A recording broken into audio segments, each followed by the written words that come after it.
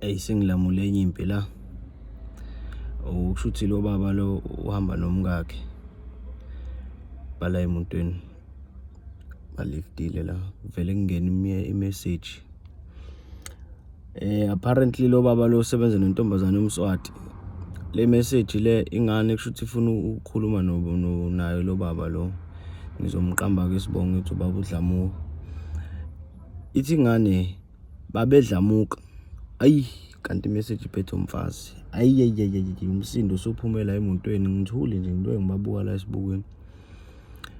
Thiwa babedlamuka. Uthi umama khona yini lengane kubize ngobaby. Hayi umsindo solapho.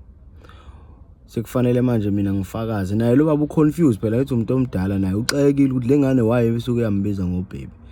Ngoba honestly mase ngizwa ke sekulalela ama voice notes ingane umswati lena. Amaswati mangabe ethi baba athi babe. So when you read it kungazi ukuthi bathi babe. Yabona madoda amaswati.